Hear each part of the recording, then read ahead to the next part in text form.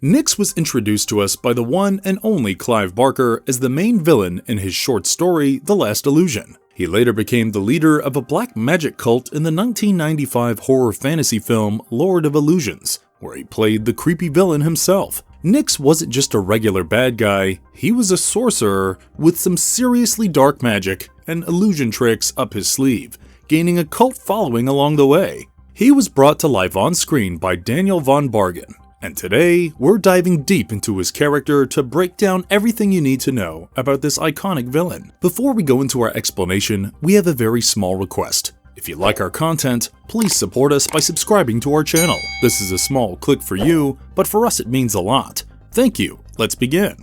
Nix's character through the eyes of Clive Barker. Nix starts off as this undead cult leader obsessed with using his dark magic to lure victims and trap them in terrifying nightmare visions. He was determined to cleanse the world through his cult and believed himself to be a godlike entity. Nix often engaged in sacrificial ritualism, and he was a typical cult leader who would encourage his followers to follow him to death. However, Clive Barker was determined to portray Nix as an uncharacteristic leader who lacked charisma. However, he wielded higher power, unlike most phony cult leaders who did not have much to show for themselves. As the film progressed, his character underwent great changes, and he eventually turned into a frail, weak creature who confessed that he no longer wanted to become God. However, Nix's followers additionally believed that he had the ability to bring back the dead, and they operated from the depths of the desert.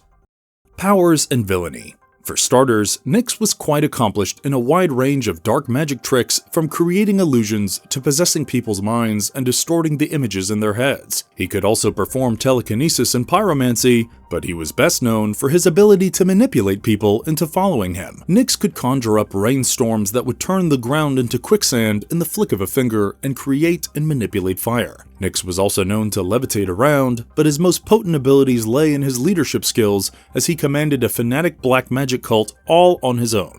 1982 Mojave Desert Showdown. How Nix first established his supremacy. Kicking off in the Mojave Desert in 1982, the Lord of Illusions film immediately jumps to Nix's cult headquarters in an abandoned house. It begins with Nix branding himself as the Puritan, especially after he comes across a strange fire that guides him to do so. He then addresses his followers and tells them that they are destined to cleanse the world when one of his followers named Butterfield approaches him and tells him that someone named Swan is here to see him. As it turns out, Swan used to be a part of the cult, but he left after realizing that their practices were cruel, and he had now returned with some accomplices to prevent Nix from sacrificing a young girl. While Nix hoped to kill her as part of a ritual, Swan and his friends named Jennifer, Quaid, and Pym aim their guns at his headquarters and wait in the desert when Nix steps out to confront them. While Butterfield manages to escape, Nix uses his powers to get into Swan's head and show him twisted visions of flesh with a god's eyes. These visions messed with Swan's perception of his friends and convinced him that they were his true enemies, which compelled him to abandon his weapons and lunge at his friends instead of Nix. While Swan's friends were caught off guard, Nix continued to torture him and even went as far as to share his powers with him so that he could attack his own friends. However, the kidnapped girl who was slated to be killed soon turned the situation around by sneaking up on Nix and shooting him in the back. In a surprising twist of events, Nix fell to the ground when Quaid and Jennifer ambushed him with a few more gunshots. This also snapped Swan out of Nix's mind control, and then he used an ironwork mask to bind Nix and supposedly kill him.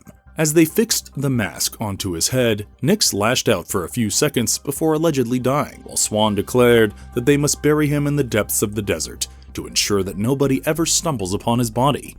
Resurrection and Final Confrontation, 1995.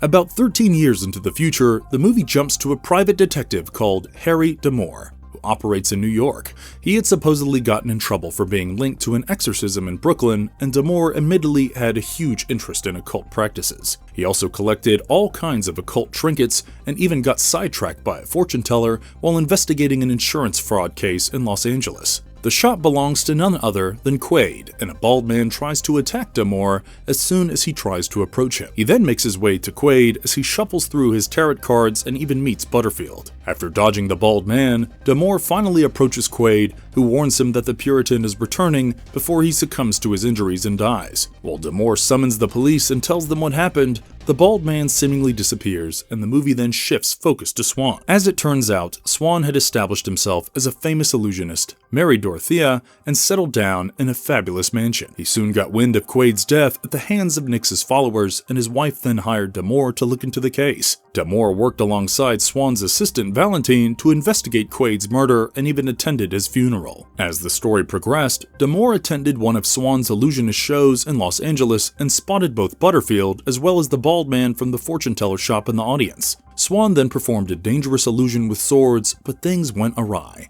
and the swords ended up stabbing him to his death. When Damore rushed to investigate it, Butterfield and the bald man tried to attack him, and he managed to kill the man before moving on to investigate Swan's death. He attended an illusionist club called Magic Castle, where a magician named Vinovich took him to a secret room called the Repository. The room supposedly held secrets to every magic trick in the world, but Damore later met another illusionist called Billy Inferno, who declared that Nix was the most skilled magician of all. When Damore got back to Dorothea, she declared that she did not know anything about Nix, and he then decided to return to the fortune teller shop to look for more clues. He found an address book with Jennifer Desiderio's contact, and he then decided to visit her at a mental asylum. However, she seems to have lost her sense of reality, and she yells that she is afraid of Nix, aka the Puritan, before running off into the streets. Unfortunately, she was fatally hit by a car, and Damore lost another lead. He decided that the best way to find more information would be to get access to the repository and read some of the books stored there,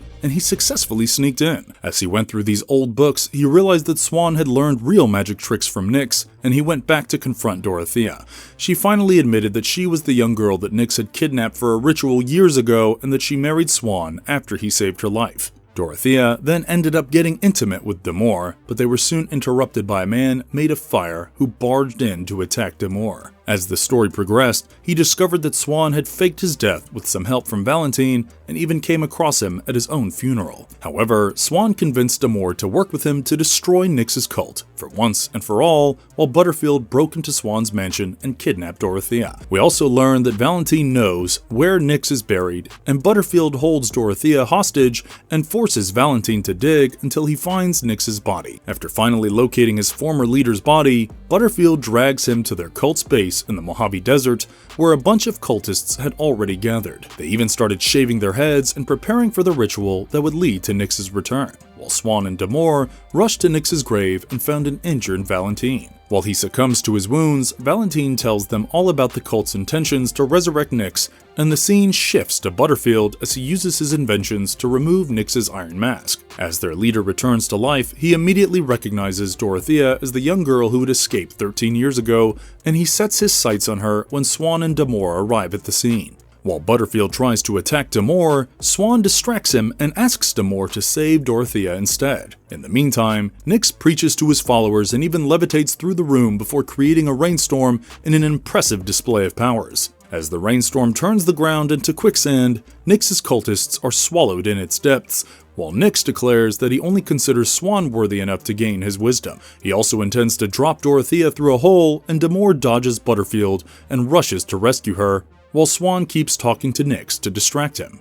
However, Nix soon catches up on his trick and realizes that Swan is in love with Dorothea, and he feels quite betrayed. He lashes out by targeting Swan's internal organs before directing his attention to Dorothea, who somehow escaped from his clutches. In a fit of rage, Nix then attacked Damore by digging his finger into his head and twisting his perception of reality. While he entered a limbo state, Dorothea rushed to his rescue and tried to snap him back to reality, but Nix's hold over him proved to be way too powerful. Dorothea then took matters into her own hands and secured Damore's gun before shooting Nix with it once again. While she was no longer a younger girl, Dorothea could not help but feel like history kept repeating itself as she was responsible for shooting Nix yet again. However, Nix garnered the strength to get back on his feet, and he then used his dark magic abilities to throw Dorothea into the burial room. He then showed her his current physical state, and the ways in which his body had morphed into a hideous, disfigured form when Swan and Damore barged into the room. They even attacked Nix with full force and sent him falling through a hole with molten magma, while Swan lost his footing and almost fell into the same hole. Dorothea rushed to his rescue but failed to save him, while Damore peeked through the hole and witnessed Nix as he died amidst a whirlwind. He then escaped the scene with Dorothea while the scream panned to the whirlwind, which rose to ground level before eventually sealing the hole and Nix with it. Despite his cultist attempts to resurrect him, Nix had quite literally fallen into a pit of his wrongdoings, and it seemed like his followers would not be around to help him this time around. Marvelous verdict. And that's a wrap on Nix's wild journey from his epic showdown in the Mojave Desert to his big return in New York City. He really went through a lot before realizing he was better off just being human. Hope you enjoyed diving into his story with us. Let us know what you think in the comments below. And if you liked our content, don't forget to leave a like and subscribe to us if you haven't already. Have a good one and be safe. Thanks everyone.